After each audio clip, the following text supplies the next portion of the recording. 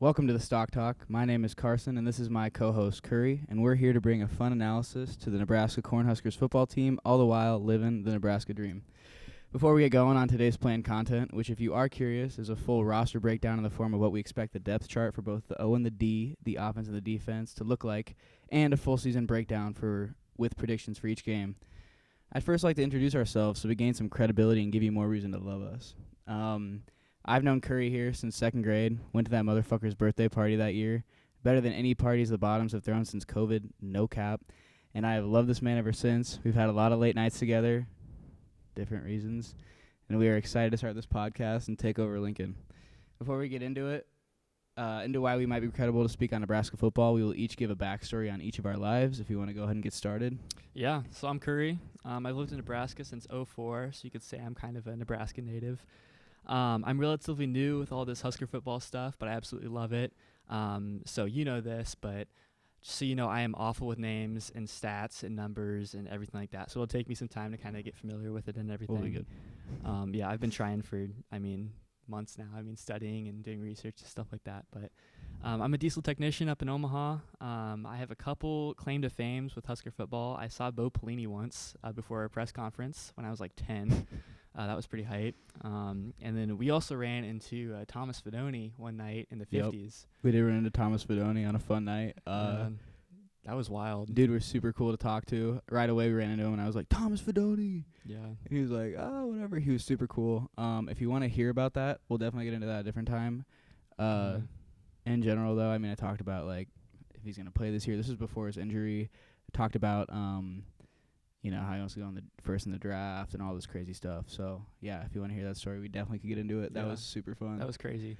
He had a McDonald's bag with like McDoubles and chicken nuggets and stuff. Like we talked him up, and he was super nice. And it was funny because we were in some apartments, and he definitely lived in the suite, so he was definitely booking it with a chick. So I don't know what was going on there. Yeah. But yeah, what else you got there? I also played high school soccer and kind of grew up with the latest kicker, Brendan Franke from Gretna. Which we will also get into and have him on probably eventually. Hopefully, yeah, that'd be great.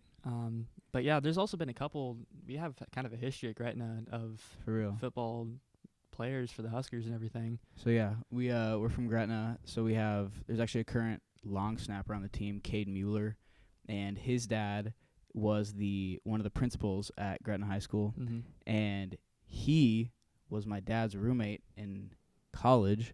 So I had a lot of stories on him in high school, and I never really liked him, but I always had the stories in my back pocket whenever he would give me shit or whatever. So I always knew what was going on. So there's him. Big one is Andy Janovich. Yeah. He was a walk-on at Nebraska, ended up getting drafted, or maybe not drafted, probably not drafted because he was a fullback.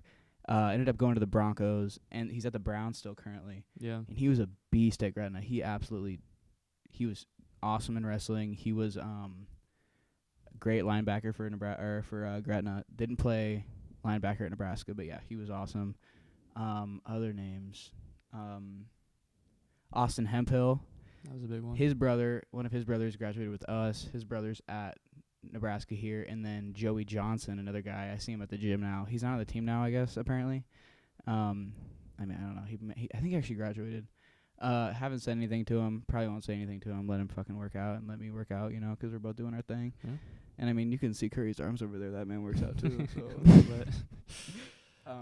yeah. What else you got to say, Curry? That's kind of it. I'm just super excited to start doing this. We've been talking about this for months. I've been, giving you hell about starting this and everything. So I'm just really excited to get it going and just kind of take this next season and see what we can do and just have fun with it. That's my biggest thing is I don't care about the numbers. I don't care about anything else. I just want to have a good time and just get content out there and enjoy it. So definitely. Yep. He's the doer. I'm definitely the dreamer. So I'm the one that thinks of all these ideas, and then Curry's the one that's like, let's just fucking do it, dude. We got to just do it. I'm like, yeah, right. So yeah, we're super hyped to be in here, and we have a lot of fun stuff for you in this one alone. We don't know what the rest is going to hold. Probably a lot of fun as well. Yeah, so that was some good stuff. Curry's super awesome. Now for me, though, I'm also from Gretna. My biggest story arc in life was that I was a fat motherfucker from about third grade to sophomore year of high school. By the way, something funny. I never got an invite to Cury's birthdays once I threw on the weight, and then oddly enough, we became great friends again junior year. So ever since you started losing that weight, yeah, I guess I had to get on his level. I guess it's kind of weird how that happens, huh? Yeah, I don't know. Weird. Yeah, I don't know. Just one of the same things about his character, but just kidding. Curry is one of the most genuine people I know. But yeah, around the end of sophomore year, I realized I wanted to be in this world, and being fat definitely wasn't it.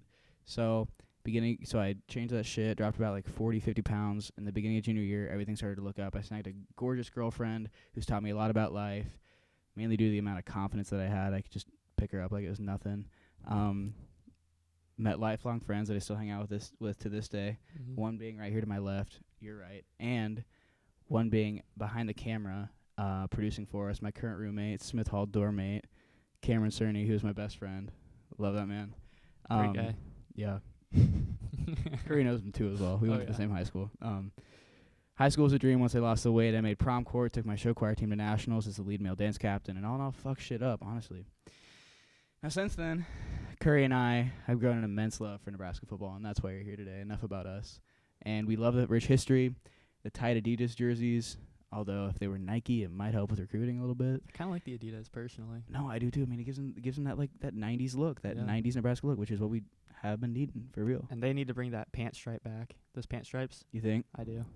Damn, we could get into that. I don't know. I think the white's kind of clean. That's for later. That's another episode. For real. Okay, tangent. I think the main thing though is they gotta keep showing the bellies. That's what makes the tight Adidas jerseys look showing good. Their what? Showing the bellies, like the abs and like looking all torn up and shit. I mean, anyway, if you can get abs on the team, then yeah. For real. Look at Caleb Tanner. He looks like a beast. He needs to show it on the field for real. Anyway, yeah, so we love the tight Adidas jerseys, and we love the chance that we have with Scott Frost and the culture that he's building right now and the overall vibe in Lincoln, Nebraska. Along with that, we love to be creative and thought this podcast YouTube channel would just be perfect, really. So, yeah, personally, I watch and rewatch every game from Rona season probably 15, 20 times. I can name most players on the roster, and that's why we're perfect in tandem. Curry loves to learn. Curry, I'm dropping names like crazy, and Curry's like, who the fuck is that? Yeah. I mean, it'll just take time, but that's what we're here for, so. Definitely. Absolutely. And yeah, I just have a keen sense for what's going on. I feel like, I follow these dudes on Instagram. I know how they act, and they're all our age, We know how it is. That was a wild thing, really quick. Just the fact, like, coming out of high school and, like, watching Husker games and, like, really getting into it, like, these guys are our age. Like, they are. 20, 21, 19, like, and you grow up watching these guys and you're like, oh, those guys are, they're athletes. They're way ahead of us and everything like that. Exactly. They're way bigger than us. Like, no, these guys they literally think the same way we do. They're kids like us. They want to go party on the weekends. I mean, not during the football season, obviously. Right. But yeah, like growing up as a kid, you're like, oh, these kids are so like much higher than we are. Top of the top. Yeah, they're like the most perfect kids. They're a lot more normal than we ever thought. And I mean, you probably get that. Like, if you're any older than us, you probably have picked that up too. But we're just now kind of learning that stuff. And it's super fascinating because, honestly, it makes you respect them even more. Mm-hmm. The amount of drive, the amount of work that they have to put in, like, it's really, really, really crazy, I think. Yeah. Absolutely. Yeah, we could definitely get into that at another time. Yeah. So, yeah, from here we're going to actually get into the real content of what we wanted to talk about. We're going to start with our offensive depth chart predictions. Before that, I just want to we're going to both just kind of give a gleaning of what we think each team has the potential to do, and I'm a little more optimistic than Curry. But Curry, what do you expect this year from the offense? What are your thoughts? I think offense, as everyone knows, our offense is obviously our Achilles heel with this season and everything.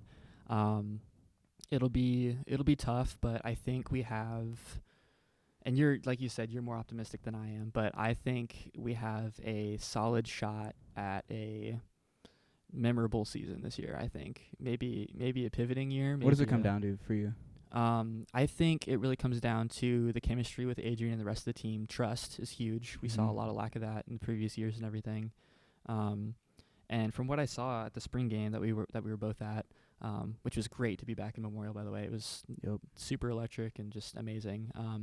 But Martinez is looking way better running the ball, way more confident, super fresh, quicker on his feet. He just looks like a stronger, solid runner. Not like he's questioning his moves or anything like that. So that's huge.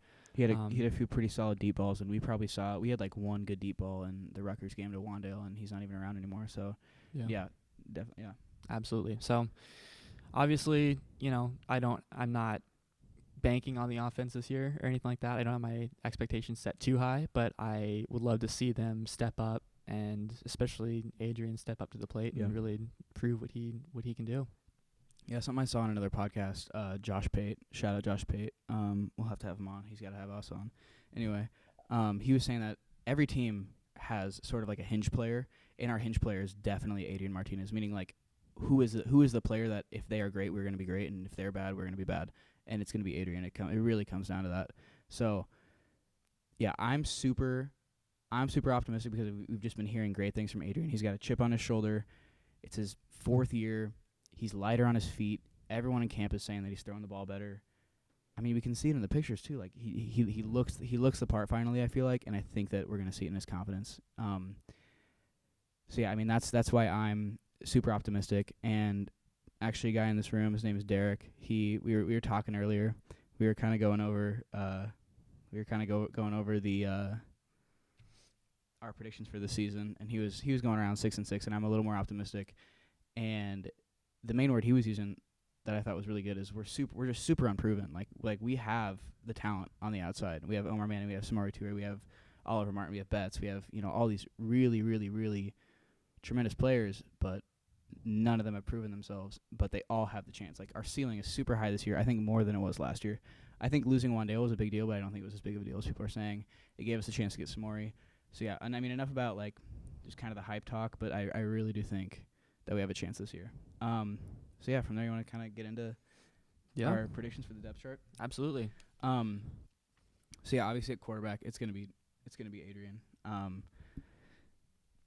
Yeah, it's as simple as that. I mean, we kind of got into our things with Adrian. He's just really got to show it this year, and he's our hinge player. Like if he plays well, we're gonna be great, and if not, who knows? Yeah, I've also heard a lot of good stuff about Harbaugh and Harburg. Yeah. And Logan Smothers. I mean, honestly, we were listening to the press conference today, and apparently Mr. Frost himself was referring to Heinrich, the kid that enrolled this semester from Kearney Catholic, I believe. Mm-hmm. He was mentioning him more as right behind Adrian than Logan was. Wow. Than he was mentioning Logan, which is kind of crazy.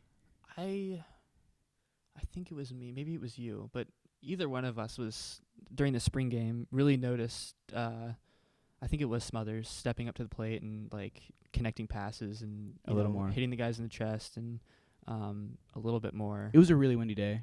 Yeah, can't discount it. Right. But yeah, I mean, we wanted to see more from Logan in the spring game, but we saw enough to say that like he definitely has a chance to take the number 2 spot. Yeah. But the thing about Heinrich is he's just big. He looks the type right now. All these players that we're seeing right now come out are Trevor Lawrence, Josh Allen. The prototype right now is a big guy that can throw it over the top, and that's what we need. Honestly, like that's what the best teams are doing right now. They're taking the top off the defense. If you look at Oklahoma, Ohio State, Alabama, they're just taking the top off the defense because they got big old quarterbacks that can get over the lines. And that's what we're going to see from Heinrich, I feel like. With Logan, he's just super quick. Yeah. I mean, some people were saying that he's quicker than Adrian. He ran like a 10.8, I think, in 100 in high school. So, yeah, I mean, quarterback is super fascinating. Yeah, we've seen a great year out of Adrian, honestly. Yeah. Yeah. That's huge. Yeah. From there, we're going to move on to the offensive line, I believe. Mm-hmm. There's not a lot going on this year as far as the line. There's just at the right guard position right now, there's a little bit of potential for a few different names maybe to come out. It's looking like Matt Sichterman is at the lead right now. Trent Hickson too. Both super old dudes. We've been hearing good things from about Nerdy Nwili, the Germany dude. I don't know if that name. I haven't heard that one yet. Kind of a cool name. Yeah, that is pretty neat. And then I'm trying to think who else. I mean, the kid that we just got in, Henry Latovsky, he was looking the part. He's looking big apparently. But other than that, I mean, it's going to be Turner at left tackle, Turner Corcoran, and then Ethan Piper at left tackle. Cam Jurgens up the middle. Obviously, he's got to get his snaps down, and I think he's going to get his snaps down for sure this year. Yeah. And then Bryce Benhart at the right tackle position. And I mean, another thing at the media days, the Big Ten media days, Scott Frost was asked, which position group is showing the most improvement this year, and normally the coach talk is like, well, everyone's looking really good. I'm really happy with everyone. We're looking really good. right away he was like, I'm really impressed with the O-line. I'm really impressed with how they're coming along. So we're super excited as Husker fans because we haven't had a hard-hitting offensive line. I feel like they've just been pussies, honestly. Like they threw Adrian under the bus quite a bit, I'd say, especially last season with not being able to block. And then Adrian, as we saw, wasn't super confident running, and there were a lot of times where he got stuck in the pocket and just couldn't go anywhere with it. Obviously, that's a lot of things in the game too. Not good blocking, Adrian not being able to find the gaps and shoot him and stuff like that, or being confident to do that. It looked ugly last season. So a good offensive line is huge. And I think, especially with Scott's comments earlier about how solid they've been looking, I mean, I'm pretty optimistic about that. But yeah, definitely. Obviously. Last thing on the line, to his point, like just in the Iowa game alone, we were trailing in the fourth quarter, and 2 minutes left, and Matt Farniok just whiffed on a block, and Adrian fumbled it, and we were even looking good. We might have scored on that possession, and that would have been the game. So, yeah, it just comes down to all these small little mistakes that we're making right now. So, yeah, we'll have to see there. Yeah. We'll have to see if they truly are proven. From there, it's a super fun battle right now at running back. A lot of names.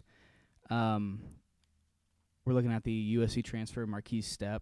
We're looking at Gabe Ervin out of Georgia, Marvin Scott III, Savion Morrison, Jacques Yant, and Ramir Johnson. My prediction for starter, I think it's going to be Gabe Ervin out of Georgia. I think he's just definitely got it in the bag right now. There's a chance that it's Marquise Stepp, but he was a little injured in spring, so not really sure about that. And Savion Morrison, I feel like he's got to drop a little more weight.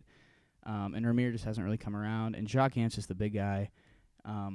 He'll be our third down back. I feel. And I think maybe Marvin Scott will start, but I'm thinking Gabe Ervin. It's pretty solid. Yeah, I think one of the things I heard about Stepp kind of early in is he had starts obviously at USC, and he gives Nebraska a powerful presence.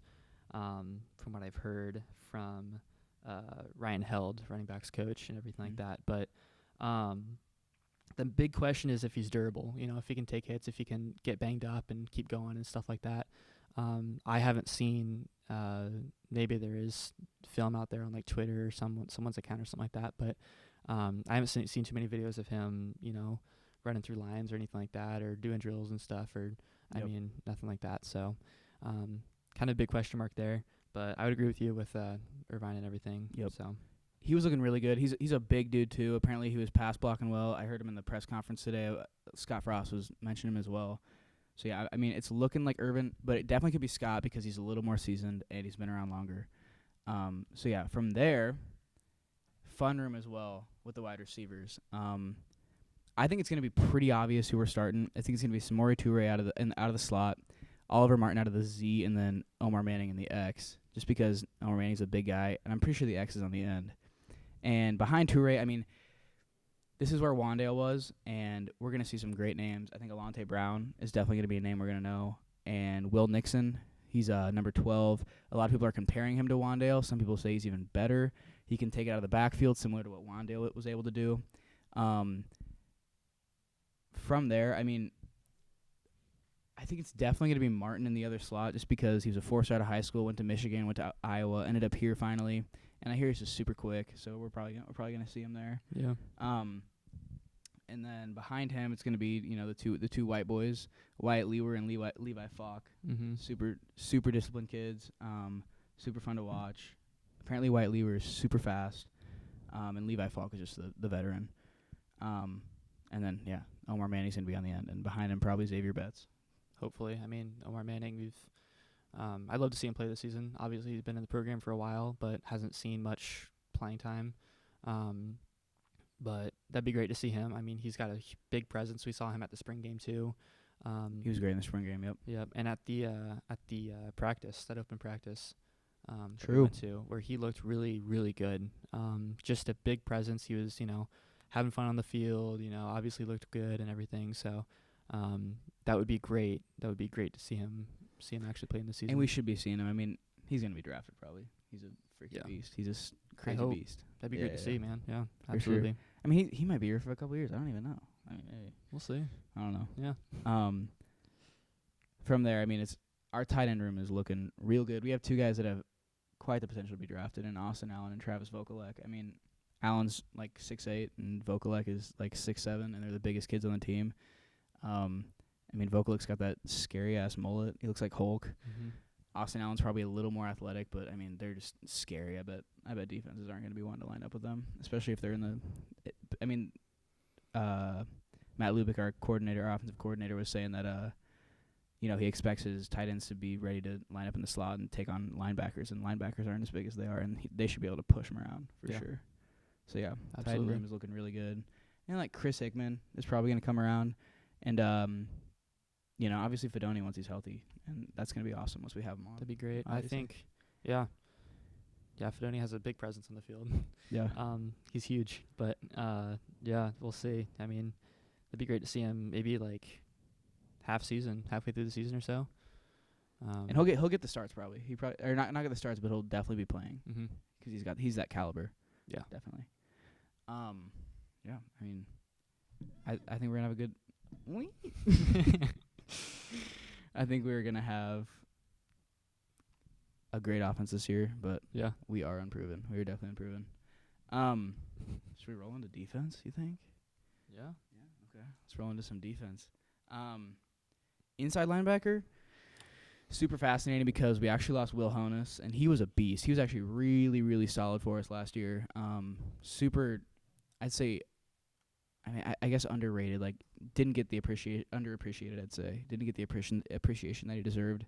But with him, Kolarevic, Reimer, Henrich, they're all going to be in that rotation. I heard Snodgrass, Lativa Malga-Clements.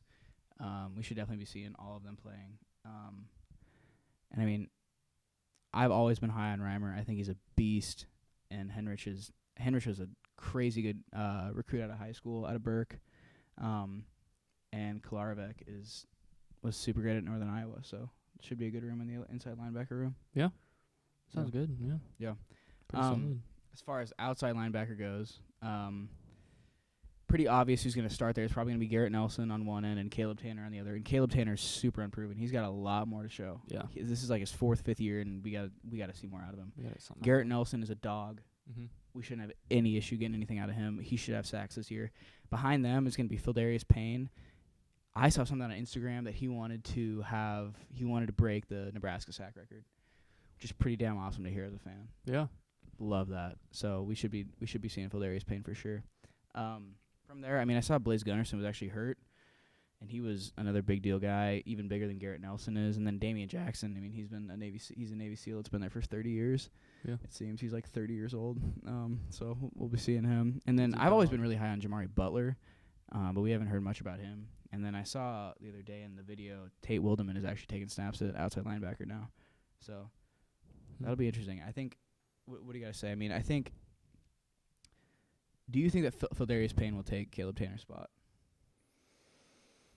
I don't know. I think Caleb Tanner can really step up to the plate. I'd love to see him do that, obviously. I've seen a lot of his stuff on social media, just his drive, his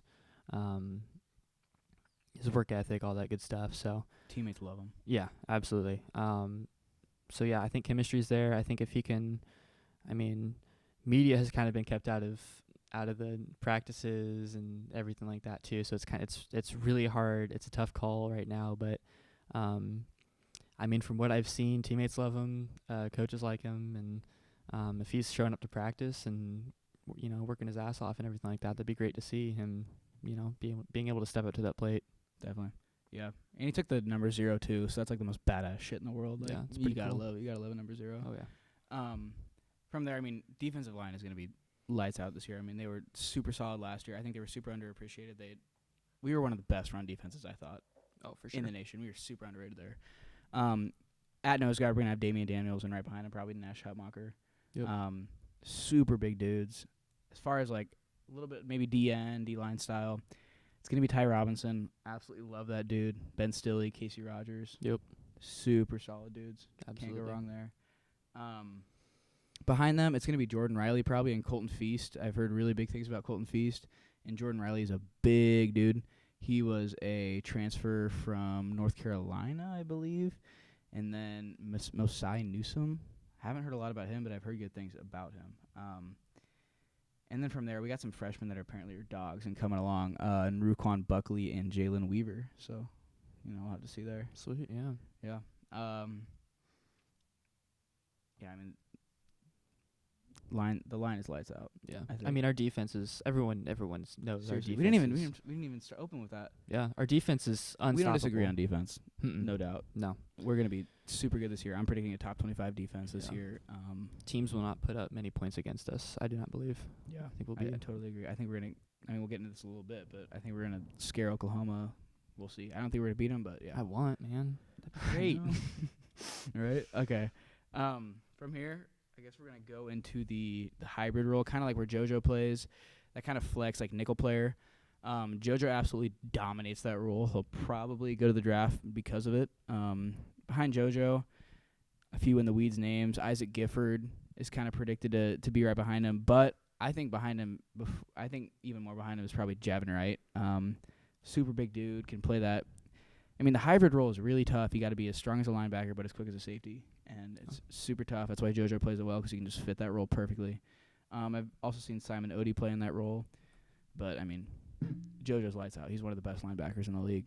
He's not considered a linebacker. He's more of the hybrid, like I said, but if you look on PFF, if you look at whatever, JoJo's insane. Yeah, absolutely. Yeah. I guess I keep taking the lead. You want to talk about the safeties? I mean, I can try, man. Like I said. Yeah. I mean, shoot, dude, I don't know. Why don't you go for it? I'll let you do it. Okay. I'll let you do it. You know these names and people way better than I do, so. Yeah. So, at safety, we're expecting a lot, specifically from Deontay Williams. He should be absolutely insane this year, along with Markel Dismuke. They're both some of the hardest hitting safeties in the league, for sure. I mean, that's just, I think you would agree, definitely. Like, if you watch them, they hit hard. They maybe don't wrap up as well, but, like, honestly, I love a hard-nosed safety. Like, it's some of the most badass shit to watch, especially in those sick-ass Adidas Nebraska uniforms. Like, seriously, I love that shit. And then behind them, it's going to be Miles Farmer. Apparently, he's really coming along. He took number 4. He's looking super solid, apparently.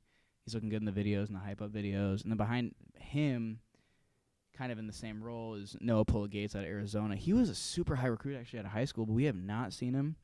So we're just going to have to wait and see. Yeah. He seems like a dog, though. I love his tattoos. He's all Polynesian and shit. He's kind of sweet. So, yeah. Safety's what year is he? good. Do you know off the top of your head? I don't know. All this COVID shit, it's like crazy. Everyone's a freshman, but no one's a freshman. At the same That's time. right. Yeah. I think this. I mean, I just go off a year, so I think this is his 3rd year in the program. Okay. So you'd expect a lot. Or at least, I mean, it's tough. You can't. I mean, he's been in the culture. He's experienced training, practices, highs, lows. And I mean, that's a good point. Like, if he's sticking around, he obviously first of all knows that he's capable to play for Nebraska, and I mean, another thing is, he would have transferred by now if he didn't fall in love with the culture. Absolutely. That's a big point, I feel like. Yeah, or he have hope for the future, you know? I mean, playing big games and stuff like that. I mean, maybe this is the year that we see him. For sure. We should see him, I'd say. Yeah. At least a little bit. Because we should, I mean, the thing about the COVID year is that is so, like, fascinating is that it was all conference games. So we weren't able to see him play against Fordham or, like, whatever and throw in our backups, you know? We couldn't see that at all. So it's going to be definitely different this year. From there, cornerback. I'm predicting a first-round draft pick out of Cam Taylor-Britt. Yeah, personally, I'd say maybe second. Maybe second. A little bit more pessimistic, but yeah, maybe second, maybe third. Yeah, but I mean, he's definitely getting the media availability right now. We were talking earlier. I was thinking maybe Tyreek Johnson starts on that right side or on that other side, who was our transfer from Ohio State, the 5-star DB. But the more I think about it, I think he's too fresh to the system. I think Quentin Newsom is going to take that other spot. But by the end of the season, I predict that Tyreek Johnson will be starting there. And I think you would agree. Yeah. We kind of talked about that earlier. A little bit, yeah. Yeah. So, yeah, it's looking like Quentin Newsom on that other side, Tyreek Johnson, as well as Braxton Clark and Nadab Joseph. Nadab Joseph, I'm assuming, is more ahead of Braxton Clark just because he was super highly touted out of high school. Georgia wanted him. Alabama wanted him. He just didn't have his school right. So, we'll have to see there. Braxton Clark, I feel like I just haven't heard a lot about him. He doesn't have a lot of buzz. But, we'll see. I don't know. Yeah. We'll see. But, yeah, all in all, I mean, I'm expecting a great year. That's honestly a lot of the thing with this year is it's just a lot of we'll see, For real. We're just kind of unproven, exactly like we said earlier. So, just like with all those guys, we gotta see, big players playing big games, as one of my old soccer coaches told me, and that was, that's huge. It's so true. And that's what they tell him too. I swear that's what they tell him. Like, yeah, that exact advice. Yeah, and so if guys can step up to the plate, if guys can, show up and work hard and play hard and get wins, do their job, stuff like that, do their job. Exactly, that's huge. Do their job. Mm-hmm. Do your freaking job. Clean up little mistakes, and we're gonna be a lot better. Yeah, we're not doing special teams predictions, but because it's kind of like who knows, like no one really knows. But we're expecting a big jump in the special teams this year too. It's needed. I mean, a lot of our games have come down to one possession games or a special teams mistake or a fumble or whatever. It just comes down to mistakes, really. Yeah. So that's what we gotta fix. So yeah, I mean, I'm feeling good off of that depth chart. Pretty much, yeah. I don't think I'm wrong. I think I'm dead on. Seriously, at every spot, pretty much. We'll see. Only at running back am I like, maybe Stepp will start, maybe Scott will start. But I think there's been a lot of buzz around Gabe Irvin, so I'm guessing he'll start. And everywhere else, I mean, you don't have to be super smart to guess who's going to start. Yeah. The only other position probably is the cornerback opposite Cam. And like I said, I was thinking maybe Tyreek was going to take that, but it's probably going to be Quentin Newsom. So from there, this is where it should get fun because we definitely have different predictions for this year as far as our season predictions. A little bit different, yeah. A little bit different. All right, now we're going to get into our season predictions. This is where we kind of veer a little bit here and there. We have a bit different projections for how we think the year is going to go. Again, we're honestly both pretty optimistic. I think we both predicted 8-4. Yep. Which is important. Which is very out there. It is pretty out there. Because I think Vegas has us at 6 wins. And a lot of people don't even think we'll have 6. But I think, like I said, we have a great defense. We're unproven on offense, so we'll see. A lot of people's biggest things is most people just want a winning season.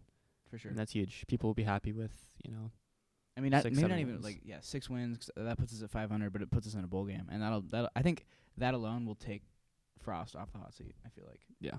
Yeah. So, yeah, let's hop into it. As far as Illinois goes, if we don't get this win, I'm throwing everything away. That's literally that's throwing everything away. That's a big move, doing a conference game, first For game real. of the season. That's For huge. real. Yeah, and we were gonna go to Ireland and everything for this thing. That would have been so hype. Anyway. Yeah. Yeah, if we don't win against Illinois, I'm scrapping everything that I have ahead of this. Literally everything. Like we're losing to Buffalo, we're losing to Northwestern, we're losing to everyone. But yeah, I personally 0-12 season.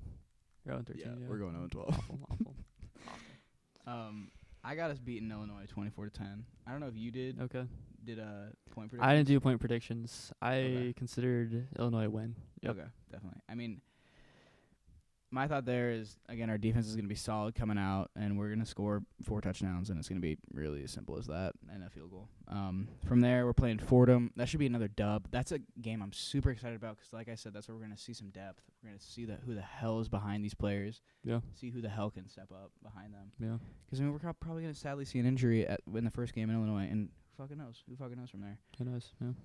I have us beating them 41-3, which is pretty damn high, but again, I think our defense is stout. I think it's going to be a lights-out defense game. I think we're going to stack up the numbers. We're going to have crazy sacks. We're going to be super impressive. If I had to guess right now, I'd probably say 35-10. 35. Yeah, I think we'll put up 35 on them. Maybe not 40. Would you say 41? Yeah, 41-3. 41's a little high for me, I'd say, but 35 is, I'd say, a good cap on that. Yeah. Yeah.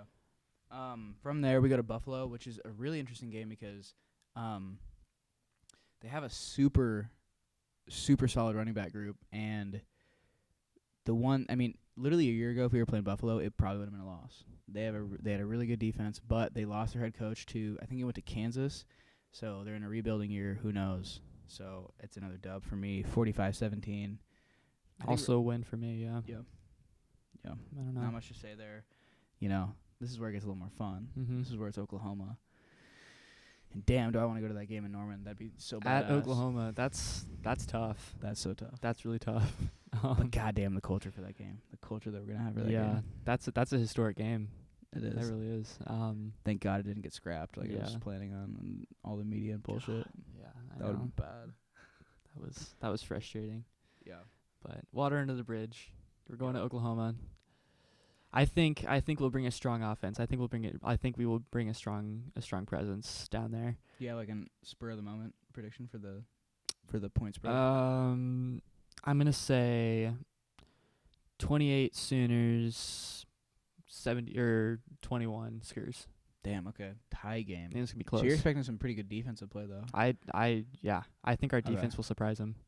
I definitely agree. Okay, I personally went 24-35, us 24, them 35. I think we're definitely going to rattle them early, but they're going to probably pull away in the fourth quarter, get a few over the top, like we were talking about earlier. The best teams throw over the top, and then you just can't do anything about it. Yeah. Usually, but again, like we're going to scare them. We're going to have some. I think Ty Robinson's going to have a badass sack, or like Deontay is going to intercept one, take it to the house, or like something. I think that game is going to be super fucking badass. Because they're overlooking us. I mean, oh, for sure. We've been hearing this for months, right? Like, for sure. Don't get me wrong. I would love to hand it to Oklahoma at their house, but I don't think we have that caliber yet. But yeah, I think they're overlooking us. They're not expecting a whole lot out of us.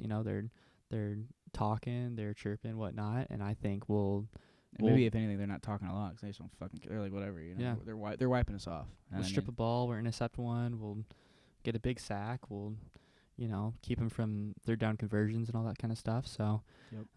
Control the clock. I think we'll do the right things. They're gonna pull away, but yeah, I think it's gonna be really good. Yeah, absolutely, definitely. Okay, from there, we've got Michigan State, and honestly, Mel Tucker is the head coach there. He was at Colorado when Colorado beat us 2 years in a row. So. Honestly, Michigan State might be a bit of a sleeper L, but I still got us beating them 30-17.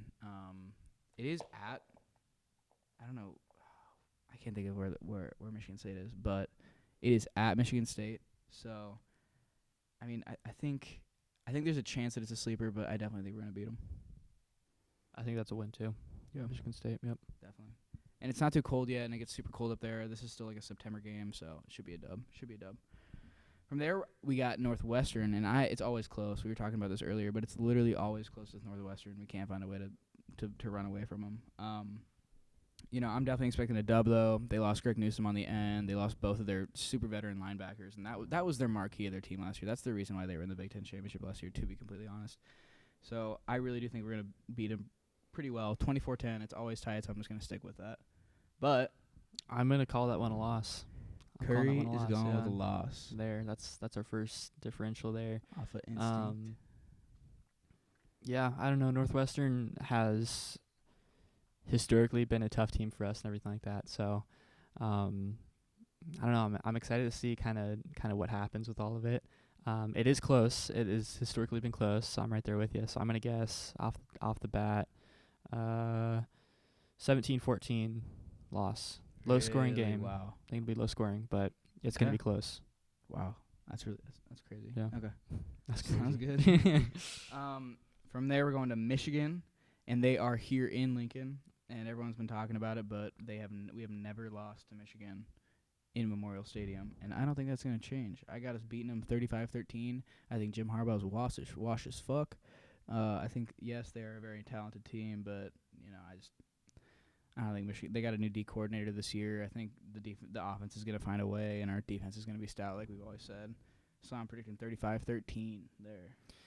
Yeah. I also have Michigan here in Lincoln as a win for us. One of the things I've noticed too, Carsen, about your numbers are you have high scoring games. That's something that I think that you and I probably would disagree on. Is I think this season is going to be. We're going to have to be, like, fighting for every point that we can get, every yard we can get, especially on offense. So I think there's going to be a lot of low-scoring games. I think it's going to be a lot of 17-10, a lot of 14-21, a lot of, Which is how a lot of Big Ten games go, because it's always about, with Iowa, Minnesota, Wisconsin, it's always about just controlling the clock. It's about, establishing the run game, whatever. But that's the thing about Nebraska. If we do click, if we do figure out a way to click, we have a stellar offense, a great offensive mind, Scott Frost. Yeah. I think we definitely could have higher scoring games than ever. Now, according to history, you're totally right. Like, I don't like we've had pretty trash offensive seasons. Yeah. But this year, I think again we're unproven. I think there could be a difference. But you're right. I mean, Big Ten games definitely are usually lower scoring and tighter. But that's what makes it fun. Yeah, so. Absolutely. And with that being said, I'd say Michigan 17-10 win against them. Low scoring, but 17-10. I dig it. Okay. Now we're going to Minnesota, and I actually do have this as a loss. It's later in the season. It's probably going to be snowy or cold, and goddamn, PJ Fleck and Ibrahim, they're going to find a way to beat our ass probably. They're great at controlling the clock like we talked about. I hate saying that. I don't like losing to Minnesota, but I do have a lot of respect for their program. But it's like, I don't know. I just don't see us. I don't know. I just don't think this is the year we beat Minnesota. I think they're still going to be pretty solid this year. They're definitely a sleeper like they were in 2019 when they took everyone by storm, beat Penn State, did super well in the bowl. So, yeah, I got that as a loss. That's a win for me. That's a win. I said a win. I think that's where we're really going to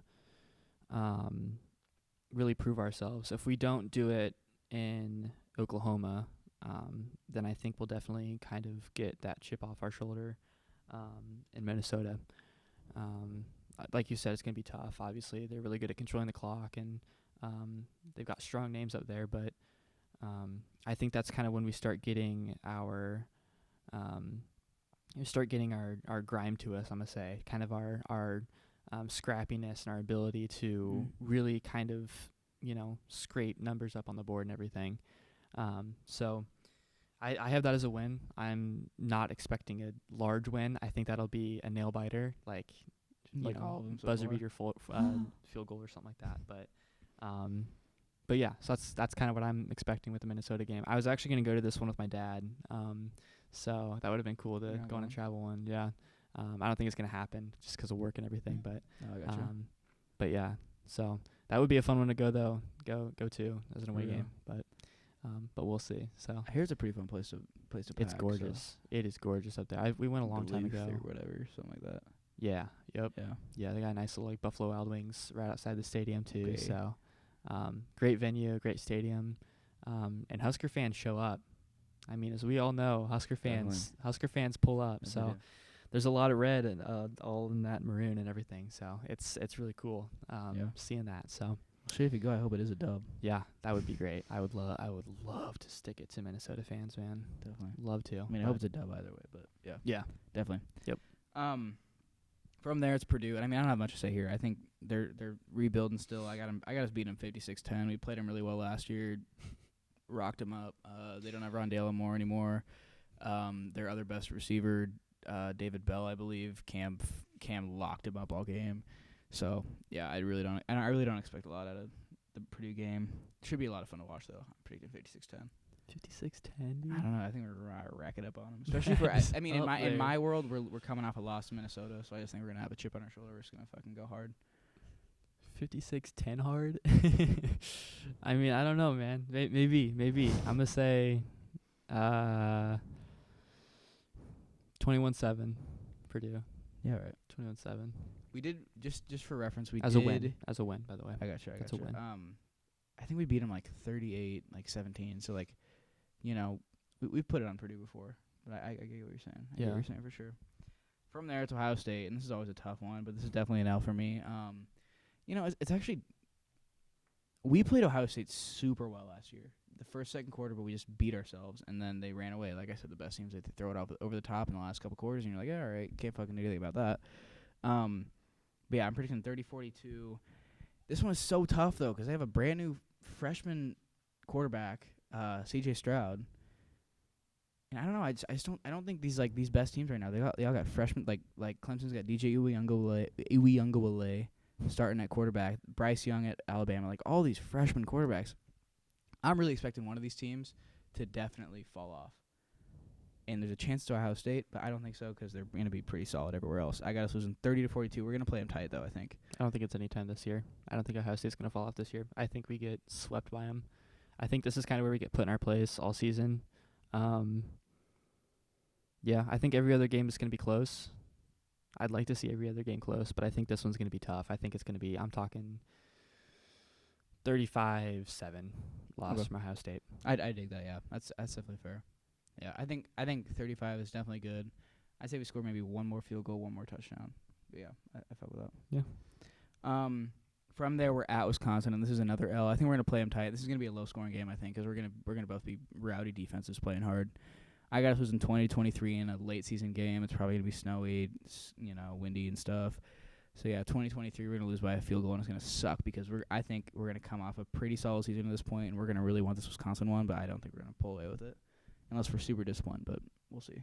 What do you got? I think we're gonna win. I think kind of like what you said earlier with our, would you say that coming off of the Oklahoma loss, right?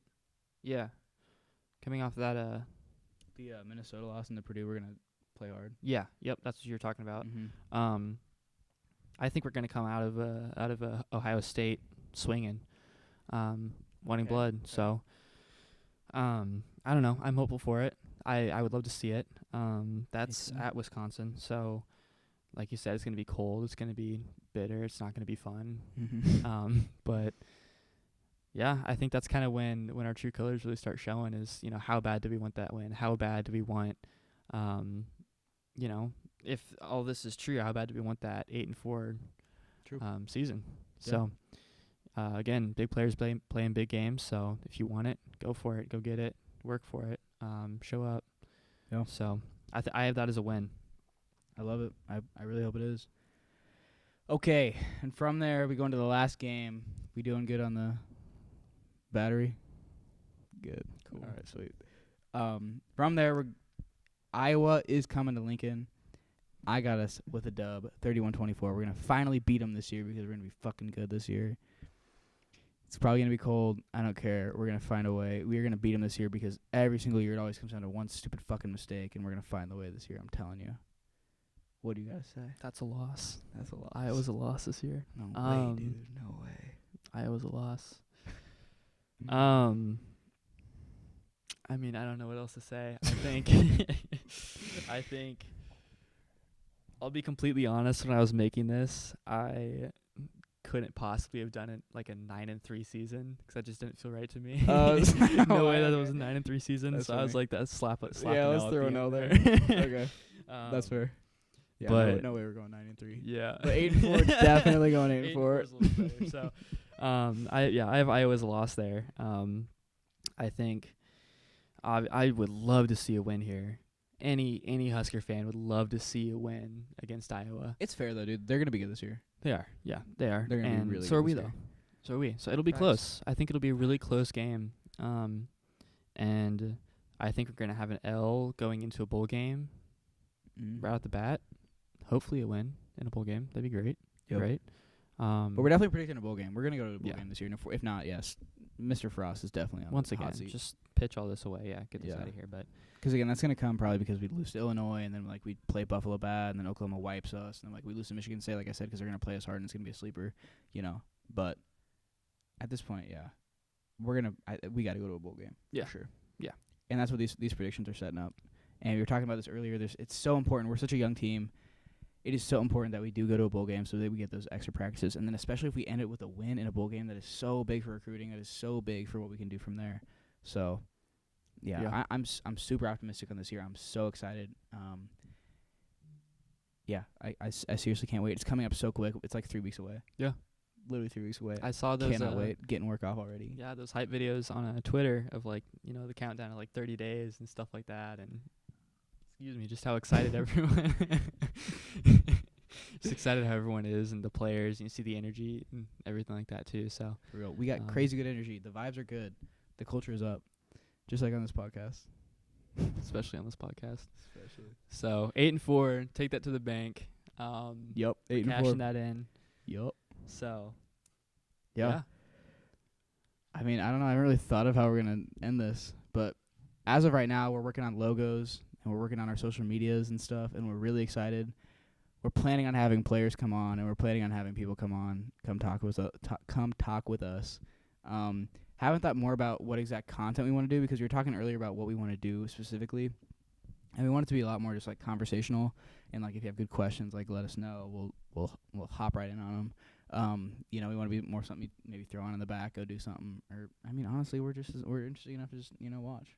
And we're good looking kids, so that don't hurt. So yeah, with that, I think we're gonna sign off. Is that a wrap? I think that's a wrap. The first episode? Wrap on the first episode. Stock Talks? Wrap on the first episode of Stalk Talk. Love it. All right. Cool. See you next time. See ya. That's a wrap. Done.